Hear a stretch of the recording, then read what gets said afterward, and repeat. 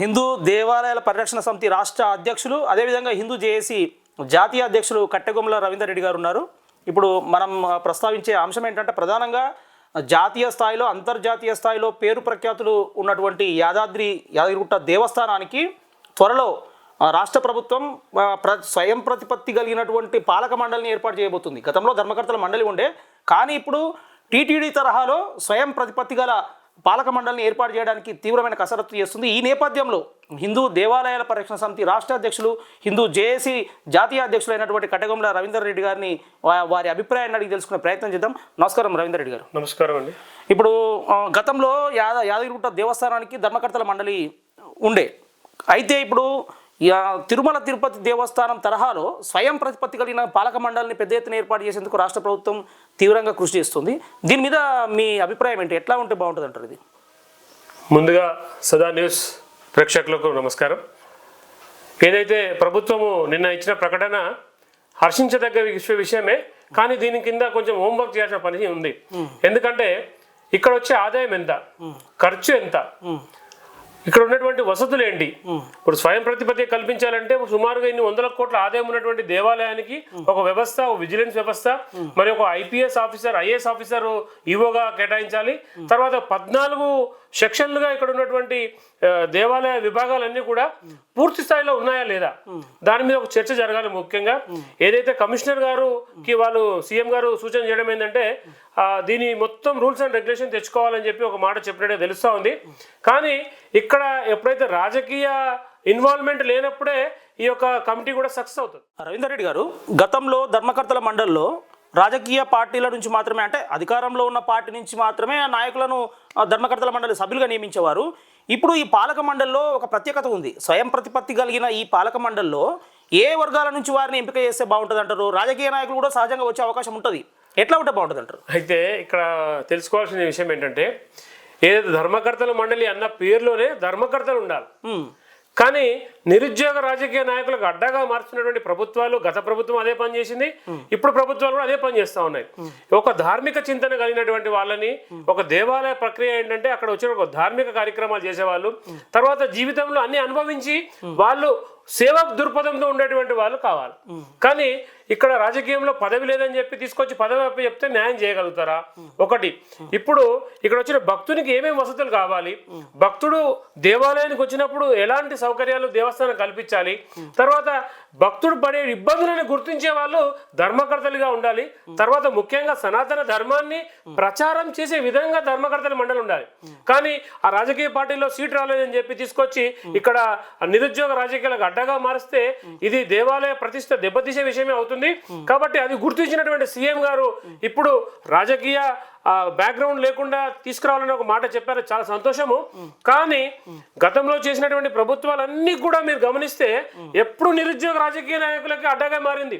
ఇప్పుడు హిందూ ధార్మిక సంఘాలు చాలా ఉన్నాయి, వాళ్ళు తన జీవితాన్ని అంకితం చేసి ధర్మం కోసం, దేశం కోసం పనిచేస్తూ ఉన్నారు. వాళ్ళని కేటాయించాల్సిన అవసరం ఎంతైనా ఉంది. కాబట్టి ముఖ్యంగా నేను మన ఈ మీడియా ద్వారా నేను ప్రభుత్వానికి చెప్పదలుచుకుంది ఏంటంటే ఏ రాజకీయ బ్యాక్గ్రౌండ్ లేకుండా ఒక ధార్మిక సంఘం నుంచి ఒక ధార్మిక కార్యక్రమాలు చేసేటువంటి వాళ్ళనే ఇక్కడ ధర్మకర్త మండలిగా ఏర్పాటు చేస్తే ఈ యొక్క ధార్మిక మండలికి న్యాయం చేసిన వాళ్ళకి. అంటే ఇక్కడ ఒక క్వశ్చన్, మీరు అన్నారు ధార్మిక చింతన అన్నారు, రాజకీయ నాయకుల్లో కూడా ధార్మిక చింతన ఉంటుంది కదా, వాళ్ళు రాజకీయ నాయకుడు అయినంత మాత్రాన ధార్మిక చింతన లేదనడానికి అవకాశం లేదు కదా? చెప్తాను మీకు. రాజకీయ నాయకుడు అన్నప్పుడే ఆయన సొంత పార్టీ కోసం పనిచేయాలి. ఇప్పుడు చిన్న ఉదాహరణ చెప్తా, సీఎం గారు వచ్చిర్రు, ఇప్పుడు కేసీఆర్ గారు వచ్చినటువంటి గౌరవము అంటే వచ్చినప్పుడు ఇచ్చిన గౌరవము ఇప్పుడు సీఎం గారు వస్తే అంత అధికారం మంది అంటే అన్ని రకాలుగా అక్కడ ఆయన సపోర్ట్ ఉంటది. ఒక మాజీ వస్తే ఆ సపోర్ట్ ఉంటుందా? ఉండదు. కాబట్టి ఎప్పుడైతే రూలింగ్ పార్టీ ఉన్న వాళ్ళే అక్కడ మనము ఏలాలనేటువంటి భావన ఉంటది. నేను చెప్తే వినాలా. మాజీకి ప్రజెంట్ గా ఉన్నటువంటి తేడా ఏంటంటే రూలింగ్ పాయింట్ అజమాయిషి ఉంటుంది. ఈ అజమాయిషి వద్దని చెప్పి మనం కోరుకున్నది ఏంటంటే దేవాలయంగా వదలండి. ఇప్పుడు స్వయం ప్రతిపత్తిగా అంటున్నారు, దీనికి సిస్టమ్ ఎట్లా ఉంటదంటే ఒక 14 విభాగాలలో సొంత నిర్ణయాలు ఉంటాయి.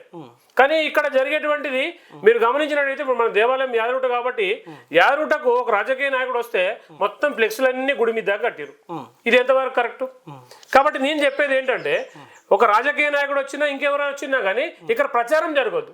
రూలింగ్ పార్టీ వాళ్ళు ఉంటే ఖచ్చితంగా ప్రచారం చేస్తారు.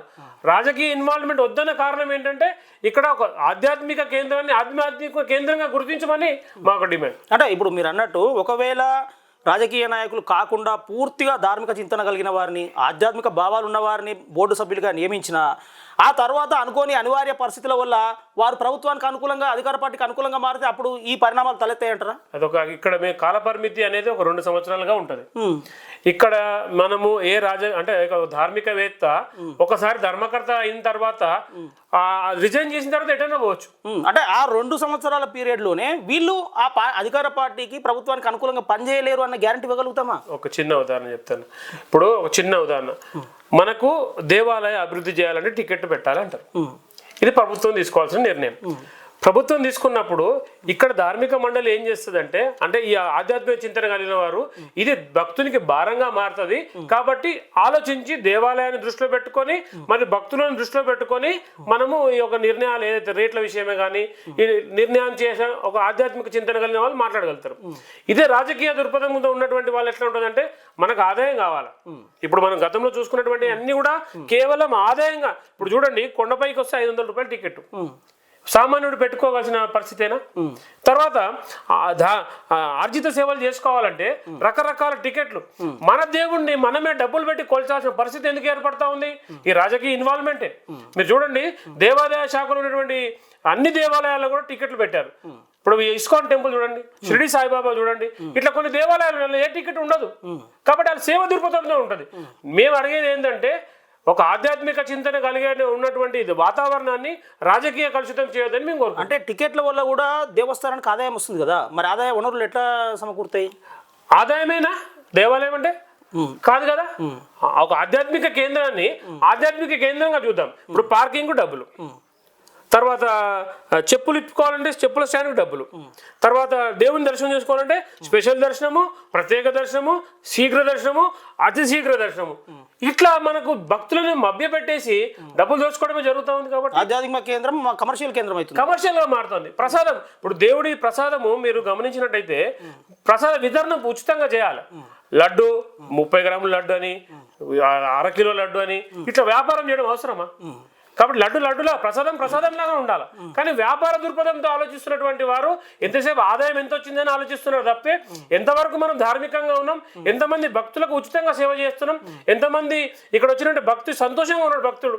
ఉచిత గదులు అనే సిస్టమే లేదు, ఒకప్పుడు ఉండేది. అంటే మీరు అనేది ఏంటంటే సామాన్య పేద మధ్యతరగతి భక్తులకు కూడా అందుబాటులో ఉండాలి ఈ రేట్లన్నీ కూడా ఖచ్చితంగా అనేది. ఖచ్చితంగా. ఎందుకంటే ఇప్పుడు ఒక చర్చికి పోతే టికెట్ ఉండదండి, ఒక మసీదుకి పోతే టికెట్ ఉండదు. మన దేవాలయం ఎందుకు టికెట్? ఇది వ్యాపార కేంద్రంగా మారుతుంది కేవలం రాజకీయ వాళ్ళ ఇన్వాల్వ్మెంట్ ఉండడం వల్లనే. కాబట్టి మేము అడిగేది ఏంటంటే, ఇప్పుడు మేము అడుగుతున్నది ఏంటంటే, ఈ యొక్క ప్రభుత్వం నుంచి దేవాలయం వదిలేయమంటున్నాం. వాళ్ళ మీద లేని పెత్తనం మా మీద పెత్తనం ఎందుకు? కాబట్టి ఏదైతే పెత్తనం చేస్తున్నారో దానికి కూడా మేము ఏమంటున్నామంటే, సామాన్య భక్తుని ఆలోచించండి. ఇప్పుడు ఉచిత బస్సులు పెడుతున్నారండి, నామమాత్రంగా ఉచిత బస్సులు 4-5 ఉన్నాయి. నిన్న మొన్న పెద్ద గొడవ జరిగి కొట్టుకున్నారు సీట్లు దొరకక. గతంలో మనం చూసుకున్న కొండపైకి ఆటోలు పంపించలేదు. కొన్ని 100 మంది ఇక్కడ నిర్భాగ్యులు కొన్ని 2-3 సంవత్సరాలు పాపం చాలా బాధపడ్డారు. అవి కొన్ని దృష్టిలో పెట్టుకుంటే ఇక్కడ ఏమవుతుందంటే, మనము ఆదాయం చూసుకుంటూ ఒక వచ్చిన భక్తునికి ఒక సేవ దృక్పథంతో దేవాలయాలు ఉన్నాయన్నదే మా కోరిక. అంటే ఇప్పుడు ప్రభుత్వ అజమాయిషీలో దేవాదాయ శాఖ ఉన్నంత మాత్రాన ఇందులో ఏదో కమర్షియల్ అయిపోతుంది అని అనుకోవడం ఎందుకు? ఒకవేళ సపరేట్గా దేవాదాయ శాఖ ప్రభుత్వ అజమాయిషీ లేకుండా ఉన్నా కూడా కమర్షియలైజ్ కాదంటారా? చెప్తాను. ఇస్కాన్ టెంపుల్ ఉందండి, 5 రూపాయలకు భోజనం పెడుతున్నారు. అదే దేవాలయం దగ్గర ఉచిత భోజనం వసతి ఉంది. తిరుపతి చూసుకోండి, ఎంతమంది వచ్చినా కానీ ఫ్రీగా పెడుతున్నారు. వాటర్ బాటిల్ అక్కడ రాజకీయ ఇన్వాల్వ్మెంట్తో 50 రూపాయలు వాటర్ బాటిల్. అంటే ఇక్కడ మీకు లాజిక్ ఎట్లంటే, ఎప్పుడైతే రాజకీయ ఇన్వాల్వ్మెంట్ అవుతుందో ఇక్కడ ఒక వాటర్ బాటిల్ ని తీసుకొచ్చి 50 రూపాయలుగా పెట్టారు. అంటే సామాన్య భక్తుడు కొనే పరిస్థితేనా? కాబట్టి ఎప్పుడైతే ఇన్వాల్వ్మెంట్ ఉంటుందో ఆటోమేటిక్గా వాళ్ళు వ్యాపార దృక్పథంతోనే ఆలోచిస్తారు. ఇప్పుడు ఇంకొకటి తిరుపతి ప్రస్తావన వచ్చింది కాబట్టి నేను అడుగుతున్నా, తిరుపతి పాలక మండలిలో కూడా రాజకీయ నాయకులు ఉన్నారు, అధికార పార్టీకి సంబంధించిన వాళ్ళు ఉన్నారు, అధికార పార్టీతోని సంబంధం ఉన్న రాజకీయ పార్టీ నుంచి కూడా ఉన్నారు. మరి అందులో పాలక మండలి సభ్యులుగా రాజకీయ పార్టీ నేతలు ఉన్నారు కదా. అయితే ఇక్కడ మేము అడిగేది అప్పటి నుంచి అడిగేది అదే, ఇప్పుడు అడిగేది అదే. ఏదైతే ధార్మిక మండలి ఏర్పాటు చేస్తున్నారో అందులో పొలిటికల్ ఇన్వాల్వ్మెంట్ లో గత ప్రభుత్వము పక్క రాష్ట్ర ప్రభుత్వాలు చేసిన తప్పే ఈ ప్రభుత్వం చేయొద్దని కోరుతున్నాం. ఒక ఆధ్యాత్మిక చింతన కలిగిన వాళ్ళు చాలా మంది ఉంటారు. మీరు చూడండి, కోట్ల డబ్బు ఉన్నవాడే ఒక ఆధ్యాత్మిక చింతన కలిగి ఉంటుందా? కాబట్టి ఏమి లేనోడు కూడా ఉంటాడు. కాబట్టి ఆధ్యాత్మిక కేంద్రానికి ఇప్పుడు ఒక ధర్మకర్తల మండలిలో అపాయింట్మెంట్ చేస్తే సేవ ఇంకా ఎక్కువ చేసే ఇది ఆలోచన ఉంటుంది. ఇప్పుడు మీరు ఒక చిన్న ఉదాహరణ చెప్తాను మీకు. ఇక్కడ మన యాదగిరిగుట్టలో ఒక 300 నుంచి 400 రూములు మాత్రమే ఉన్నాయి. ఇక్కడ వ్యవస్థ ఎట్లా మారిపోయిందంటే గత ప్రభుత్వం చేసిన తప్పు ముందుగాల మౌలిక వసతులు కల్పించే విషయంలో ఫెయిల్ అయిపోయింది. ఇప్పుడు ఈ ప్రభుత్వం కూడా అదే తప్పు చేస్తున్నట్టుగా కనబడతా ఉంది. ఎలా అంటే యాదగిరిగుట్టలో వస్తే మనం నిద్ర చేసి కొండపైన ఒక 2 రోజులు ఉండి పోయే ఆచారం ఉన్నది. మనకు దేవుడి చుట్టూ ప్రదక్షిణాలు చేసి అక్కడ 40 రోజులు మండల దీక్ష తీసుకున్నటువంటి పరిస్థితి ఉంది. ఇప్పుడు అవన్నీ లేవు. ఇప్పుడు కోనేరు విషయంలో చూద్దాము. గత ప్రభుత్వం చేసే తప్పు ఏంటంటే కొండ కింద కోనేరు పెట్టిరు, కొండ పైన కింద స్నానం చేసి గుట్ట మీదకి పోయేది మొత్తం ఎక్కడ కూడా లేదు. కానీ మన దేవాలయంలో ఉంది. ఎందుకు? సొంత నిర్ణయాలు తీసుకోవడం కాబట్టి. పాలక మండలి అప్పుడు లేదు. సో సీఎం ఇష్టం ఉన్నట్టు నిర్ణయాలు తీసుకున్నాడు, ఇష్టం ఉన్నట్టు చేసిండు. దేవాలయ నిర్మాణ విషయంలో కూడా చాలా అవకతవకలు జరిగినాయి. మీకు తెలిసిన విషయమే, చాలా విషయాలు అవకతవకలు జరిగినాయి. దాన్ని మేము గతంలో నుంచి కూడా దాన్ని ఎదుర్కోవడం జరిగింది. ఆ దేవాలయ నిర్మాణంలోనే స్వయంగా కేసీఆర్ ఆయన సొంత విగ్రహం పెట్టుకున్నాడు.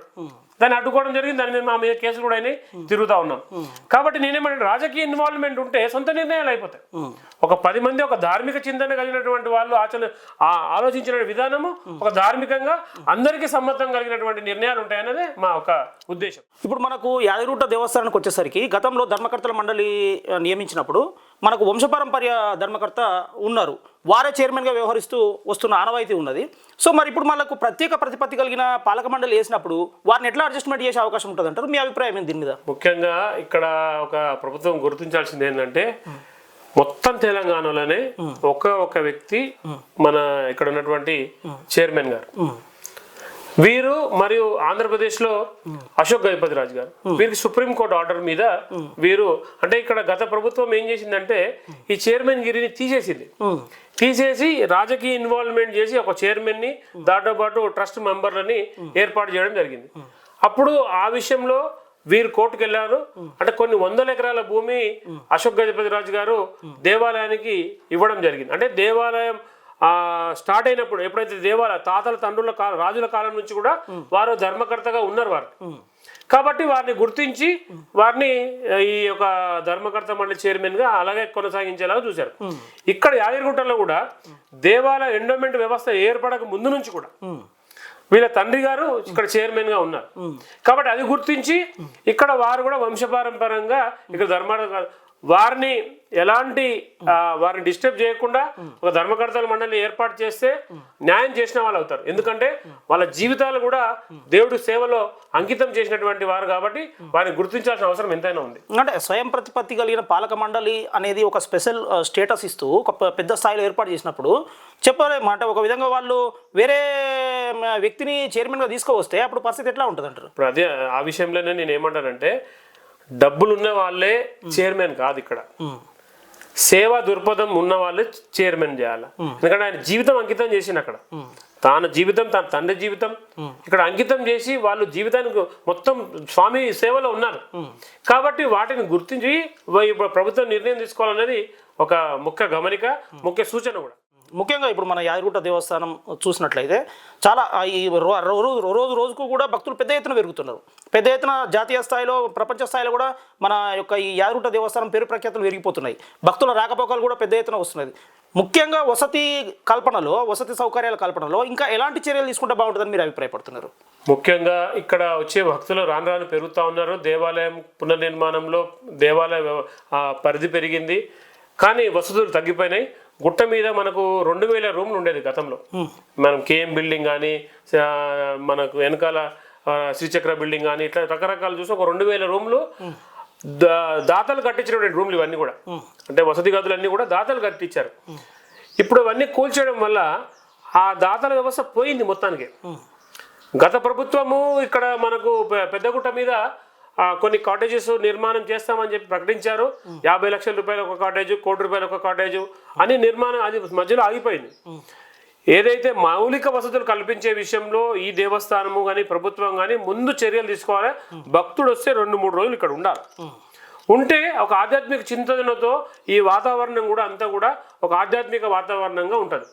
వచ్చామా చూసామా వెళ్ళిపోయామా అన్నట్టుగా ప్రజెంట్ వాతావరణం ఉంది. కాబట్టి వచ్చిన భక్తుడు కూడా నేను వెళ్ళిపోవాలనే ఉద్దేశంతో అక్కడ తొక్కిసలాటలు, మీరు క్యూ లైన్లో చూసుకుంటే ఎక్కువసేపు నిలబడలేని పరిస్థితి, తర్వాత స్పెషల్ దర్శనం టికెట్లు, అతిశీఘ్ర దర్శనం టికెట్లు, ఇట్లా సేవ అంటే తొందరగా వెళ్ళిపోవాలి అంటే ఉండే పరిస్థితి లేదు ఇక్కడ. కాబట్టి భక్తుడు వచ్చి తొందరగా వెళ్ళిపోవాలనే ఉద్దేశంతోనే భక్తులు రావడం జరుగుతుంది. కాబట్టి ప్రభుత్వం వారు వెంటనే ఇక్కడ మౌలిక వసతులు కల్పించే విషయంలో యుద్ధ ప్రాతిపదికన చర్యలు తీసుకొని ఒక 2,000 రూములు కడితే స్థానికులకు ఒక జీవనోధారం ఉంటుంది. ఎందుకంటే వచ్చిన భక్తుడు ఉంటాడు, ఇక్కడ రకరకాల వ్యాపారం జరుగుతుంది. కాబట్టి వచ్చిన భక్తుడు ఉండేలాగా మన ప్రభుత్వం చర్యలు తీసుకోవాలనేది మా కోరిక. ప్రధానంగా రవీందర్ రెడ్డి గారు, మనకు యాదగిరిగుట్ట క్షేత్రానికి ఒక ప్రత్యేకత ఏంటంటే యాదఋషి తపస్సు వల్ల యాదగిరిగుట్ట ఏర్పడింది, స్వామివారు ఇక్కడికి వచ్చి దర్శనం ఇచ్చారు అనేది మనకు పురాణాలు చెప్తున్నాయి, భక్తుల విశ్వాసం. కానీ యాదఋషి విగ్రహానికి, యాదఋషిని మనం కరెక్ట్గా చూసేందుకు ఒక గుడి లాంటిది కానీ లేదు అనే ఒక లోటు భక్తుల్లో చాలా ఉంది. దీనికి ఎట్లా చర్యలు తీసుకుంటే బాగుంటుందని మీరు అభిప్రాయపడుతుంది? ఇది అధికార నిర్లక్ష్యం, గత ప్రభుత్వం చేసినటువంటి తప్పిదము. రోడ్డు వైండింగ్ లో విగ్రహాన్ని కూల్చేసి తీసేసే ప్రయత్నం చేసినప్పుడు మేమే అడ్డుకోవడం జరిగింది. అడ్డుకోవడం, అక్కడ విగ్రహం, రాయి విగ్రహం తీసుకొచ్చి పెట్టి అక్కడ పూజలు చేసి ఇప్పుడు విగ్రహం ఉంది కానీ గుడి మాత్రం లేదు. ఏదైతే యాదగిరిగుట్ట లక్ష్మీ నరసింహస్వామి వెలిసిన కారణమే యాద మహర్షి. అట్లాంటి గొప్ప వ్యక్తిని కనీసంగా అర్చకులు పట్టించుకోవట్లేదు, అధికారులు పట్టించుకోవట్లేదు, రాజకీయ నాయకులు పట్టించుకోవట్లేదు. యాదగిరి గుట్ట పేరు వచ్చింది ఆయనకు, కానీ నిలువ నీడలేదు. ఇంత దుస్థితిలో ఉంది. కాబట్టి ఈ ప్రభుత్వము, గత ప్రభుత్వం చేసిన తప్పు ఈ ప్రభుత్వం చేయకుండా వెంటనే వారికి ఒక దేవాలయం నిర్మించాలి. తర్వాత పాదుకల విషయం, ఇప్పుడు యాదమహర్షి గారు మాట్లాడుతున్నప్పుడు పాదుకల విషయంలో కూడా మనం మాట్లాడుకునే అవసరం ఎంత? నేను అదే అడగబోతున్నా. యాదగిరిగుట్టలో స్వామివారి పాదాలు అంటే చాలా ఫేమస్. అసలు యాదగిరిగుట్ట కోసమే స్వామివారి పాదాల కాడి నుంచి ఎవరైనా మొక్కులు చెల్లించడము, పూజించడం అనేది అక్కడి నుంచి స్టార్ట్ చేస్తారు. కానీ ప్రస్తుతం ఉన్న పరిస్థితుల్లో పాదాల గుడి కూడా నిర్లక్ష్యానికి గురవుతుందనే విమర్శలు వస్తున్నాయి. దీనికి ఎట్లా చర్యలు తీసుకుంటే బాగుంటుంది అంటారు? ఇది కూడా ఒక అధికారుల ముందస్తు ఆలోచన లేకుండా గత ప్రభుత్వం చేసినటువంటి తప్పు కిందనే మేము భావిస్తాం. ఆనంద్ సాయి ఆ సినిమా డైరెక్టర్ తీసుకొచ్చి పెట్టి ఆలోచన లేకుండా ఒకప్పుడు మనకు 3 దారులు ఉండేవి కొండపై పోవడానికి. మీరు గమనించే 3 దారులు ఉండేది. ఒకటేమో మనము సింహద్వారం నుంచి ముందుకు, పాదాల కాడ నుంచి ఒకటి, తర్వాత పాత మెట్లు అని ఒకటి. ఇట్లా 3 దారులలో భక్తులు వచ్చేవాళ్ళు, వెళ్ళేవారు. ఈ యొక్క పాదాల దారి ఏర్పడము ఎందుకంటే గుట్ట కింద గోశాల ఉండేది. గోశాలలో భక్తుడు వచ్చి అక్కడ చెట్ల కింద బస చేసి అక్కడ నిద్ర చేసి అక్కడ నుంచి పక్కనే స్వామివారికి అంటే పాదాల పక్క నుంచి కొండపైకి ఎక్కేటువంటి ఆచారము ఉంది. కానీ ఇక్కడ మెట్లు తీసేసి ఇవాళ ఒకటే మెట్లు వేయడం వల్ల కూడా భక్తుల మనోభావాలు చాలా దెబ్బతిన్నాయి. అక్కడ కూడా మీరు గమనించినట్టయితే ఆ మెట్లను కూడా తొలగిస్తామని చెప్పేసి ఆ గత ప్రభుత్వం చేస్తే మేము అడ్డుకోవడం జరిగింది. అడ్డుకోవడం జరిగితే వాళ్ళు, మీరు ఇప్పుడు గమనించినైతే 2 గుళ్ళు కట్టుంటాయి. అంటే ఈ మెట్ల దారిని తీసేసి, అంటే మెట్ల స్వామివారి పాదాలను తీసేసి పైకి పెట్టాలని ఆలోచన చేశారు. అంటే స్వయంగా వెలిసినటువంటి, మనకు అప్పుడు గతంలో అక్కడ ఆర్చి ఉండి ఆ పాదాలు ఉండేవి. స్వామివారి పాద పూజ చేసుకొని మనం కొండపైకి వెళ్ళేవాళ్ళం. కాబట్టి ఇప్పుడున్న భక్తులకు, అంటే ఇప్పుడున్నటువంటి ప్రభుత్వము భక్తుల మనోభావాలని దృష్టిలో పెట్టుకొని ఏదైతే పాదాలు ఉన్నాయో పాదాల పక్కన ఇంకో గుడి కట్టారు కొత్తది, అక్కడ ప్రహ్లాద గుడి కడితే బాగుంటుందని ఒక ఆలోచన కూడా ఉంది. ఎందుకంటే పాదాలు ముఖ్యం. ఎందుకంటే ఇక్కడ వాతావరణం, ఈ గాంధీనగర్ ఈ ఏరియా అంతా కూడా ఇవాళ మీరు ఆ రోడ్డు నిర్మాణం వల్ల మొత్తము వెనుకబడేసినట్టు, ఏదో కట్ చేసినట్టు, ఆ దేవాలయానికి ఈ యొక్క ప్రాంతానికి సంబంధం లేనట్టుగా ఉంది. కాబట్టి ఇప్పుడు ప్రభుత్వం వెంటనే వీటి మీద దృష్టి పెట్టేసి ఈ పాదాల దగ్గర మంచి అభివృద్ధి చేయాలన్నది మాకు ఉద్దేశం. మరో ప్రధానమైన అంశం ఏంటంటే యాదగిరిగుట్టకు వచ్చిన ప్రతి భక్తుడు పాతగుట్టకు వెళ్ళే ఆచారం ఉంది. ఖచ్చితంగా పాతగుట్ట లక్ష్మీనరసింహస్వామిని దర్శించుకోవాలని ప్రతి భక్తుడు ఉబలాట పడుతుంటారు. కానీ పాతగుట్ట దేవస్థానం ఆశించిన స్థాయిలో అభివృద్ధి జరగలేదు. పాతగుట్టలో కూడా కనీస సదుపాయాలు లేవు. అక్కడికి వెళ్ళడానికి రోడ్డు కూడా కనీసం సౌకర్యవంతంగా లేదు అనే విమర్శలు వస్తున్నాయి. దీన్ని ఎట్లా అంటారు? అసలు పాతగుట్ట విస్మరించడానికి కారణం ఏంటి? దాన్ని ఇట్లా చేయడానికి ఎటువంటి కారణాలు దోహదపడ్డాయని మీరు భావిస్తున్నారు? మన దేవాలయ నిర్మాణంలో ఉన్నప్పుడు బాలాలయంగా నిర్మాణం చేసిన తర్వాత ఇక్కడ స్వామి అంటే భక్తుడు, ఇక్కడ మన యాదగిరిగుట్టకు ఆచారం ఏంటంటే భక్తుడు వచ్చి కొండపైకి వెళ్ళి దర్శనం చేసుకొని కొండ కింద కొంచెం మటన్ చికెన్ వండుకొని తిని అక్కడ తాగి అంటే కళ్ళు అది తాగి వెళ్ళడం అని మన ఆధ్యాత్మిక అంటే పాత వ్యక్తిగత సాంప్రదాయం ప్రకారం తెలంగాణలో ఏంటంటే మనం గుడికి పోతే ఆడ దండం పెట్టుకొని వచ్చి ఇంత కోసుకొని మటన్ మేకను కొండ కోసుకొని తినేది ఆచారం నడుస్తా ఉంది. అయితే ఏదైతే పాతగుట్టలో మనకు గతంలో మీరు పాతగుట్ట విషయం తీసిరు కాబట్టి గతంలో పాతగుట్ట సపరేట్గా ఉండేది.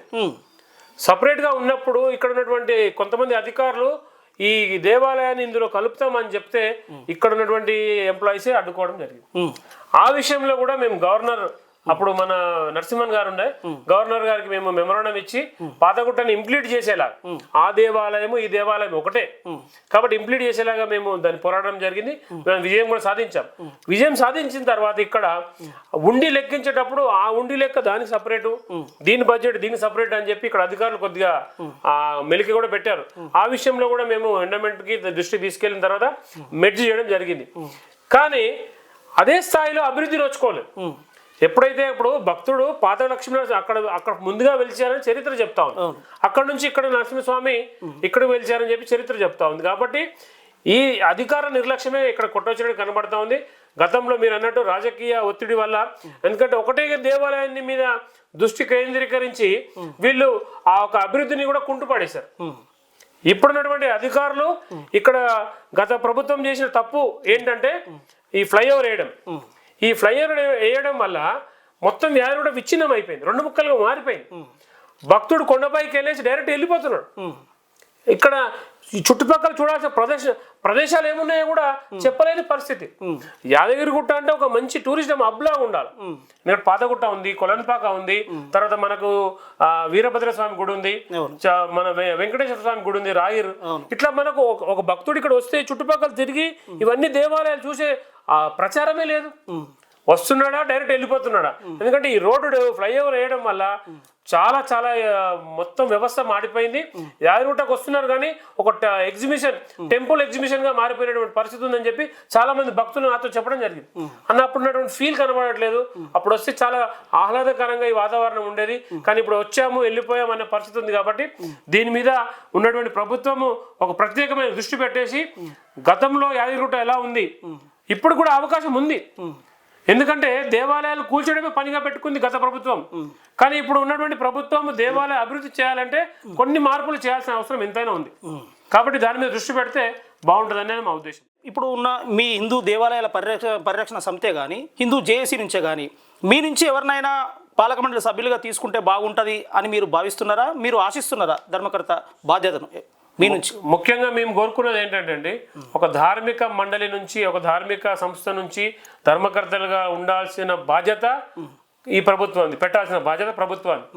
అదే స్టేట్మెంట్ సీఎం గారు ఇచ్చారు. కాబట్టి మేము అడిగేది ఏంటంటే ఒక ధార్మిక మండలి నుంచే ధార్మిక సంస్థ నుంచే ఇక్కడ పెడితే బాగుంటుంది. అవకాశం వస్తే మేము కూడా సిద్ధంగా ఉన్నాం. ఈ యొక్క ధార్మిక మండలిలో సేవ చేసుకున్న భాగ్యం మాకు కల్పిస్తామంటే కల్పించినా కల్పించకుండా ఈ సేవ చేస్తా ఉన్నాం, సిద్ధంగా ఉంటారు. మా మీద ఎన్ని కేసులున్నా గతంలో ప్రభుత్వాలు ఎన్ని కేసులు మా మీద పెట్టినా ఈ ధర్మ పోరాటంలో ఉంటాం. ఈ పదవుల కోసం మేము ఎప్పుడు ఈ పని చేయట్లేదు, కానీ అవకాశం వస్తే చేయడానికి సిద్ధంగా ఉన్నాం. యాదగిరిగుట్ట పాలక మండలి ఏర్పాటుకు ప్రభుత్వం తీవ్రంగా కసరత్తు చేస్తుంది. విధి విధానాల గురించి ఎప్పటిలోగా ఈ పాలక మండలిని ఏర్పాటు చేస్తే బాగుంటుందని మీరు భావిస్తున్నారు? వీలైనంత తొందరలో చేస్తే బాగుంటుంది. ఎందుకంటే ఎలక్షన్లు ఇవి అని చెప్పేసి బూచిగా చూపించే పరిస్థితి లేదు ఇప్పుడు. ఎందుకంటే సీఎం గారు క్లియర్ గా చెప్పారు ఇక్కడ పొలిటికల్ ఇన్వాల్వ్మెంట్ వద్దని చెప్పి. కాబట్టి తొందరగా ఏర్పాటు చేస్తే భక్తులకు ఎక్కువ సేవలు అందించే ఒక భాగ్యం కలుగుతుంది. ఎందుకంటే ఇక్కడ మీరు గమనించండి, ఈవో స్థాయి ఒక చిన్న స్థాయి ఈవో అంటే ఒక ఎంఆర్ఓ స్థాయి ఈవో ఉంటే ఆయన ఆలోచన పరిధి అక్కడి వరకే ఉంటుంది. ఒక ఐఏఎస్ అధికారి ఒక ఈవో వస్తే ఆ ఆలోచన పరిధి ఎక్కువగా ఉంటుంది. కాబట్టి మేము ఫస్ట్ నుంచి కోరుకుంటా ఉన్నాం ఇక్కడ ఉన్నటువంటి దేవాలయం ఈవో ఒక ఐఏఎస్ ఆఫీసర్ ఉంటే బాగుంటుంది. ముఖ్యంగా ఆయన ఆధీనంలో ఈ యొక్క ధర్మకర్తల మండలి కూడా ఏర్పాటు చేస్తే బాగుంటుంది అనేది మా ఉద్దేశం. రవీందర్ రెడ్డి గారు, ముఖ్యంగా యాదగిరిగుట్ట పాలక మండలిలో గతంలో ధర్మకర్తల మండలి, ఇప్పుడు స్వయం ప్రతిపత్తి కలిగిన పాలక మండలిని ఏర్పాటు చేస్తారు కాబట్టి ఎంతమంది సభ్యులు ఉంటే బాగుంటుందని మీరు అభిప్రాయపడుతున్నారు?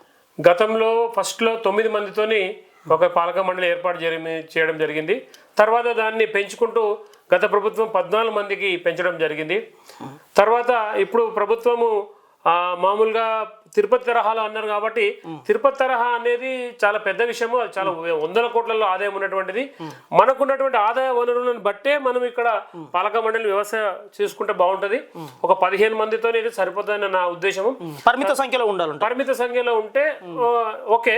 తర్వాత ఇంకోటి ఏంటంటే ముందుగా ఇక్కడ ఒక ఐఏఎస్ ఆఫీసర్ని ఈవోగా అపాయింట్ చేస్తూ ఆ ఆఫీసర్ కూడా స్థానికంగా ఉండేటట్టుగా ఫస్ట్ ప్రభుత్వం చర్యలు తీసుకోవాలి. ముందుగా యుద్ధ ప్రాతిపదికన తీసుకోవాల్సినటువంటి చర్యలు ఏంటంటే ఒక ఐఏఎస్ ఆఫీసర్ అధికారిగా వచ్చి వారి ఆధీనంలో ఈ యొక్క పాలక మండలి ఏర్పాటు చేస్తే బాగుంటుంది అనేది ముఖ్య ఉద్దేశం. కాబట్టి దాని అంటే ఈ దృష్టిలో పెట్టుకొని ప్రభుత్వం నిర్ణయం తీసుకుంటే చాలా బాగుంటుంది. తర్వాత ఇంకొక లాస్ట్ క్వశ్చన్, ప్రధానమైన ప్రశ్న, మనకి యాదగిరిగుట్టలో ఇక్కడ పుట్టి ఇక్కడనే పెరిగిన వారికి స్వామివారి దర్శనం చేసుకోవాలనేటటువంటి ఆరాటం ఉంటుంది, ఆ భక్తి అనేది ఉంటుంది. కానీ ఇప్పుడున్న పరిస్థితుల వల్ల దేవస్థానం అధికారులు ఏం చేస్తున్నారంటే ఏదో ఒక్క రోజును కేటాయించి 1 గంట 2 గంటలు కేటాయించడం వల్ల చాలామంది ఆవేదన వ్యక్తం చేస్తున్నటువంటి పరిస్థితి నెలకొంది.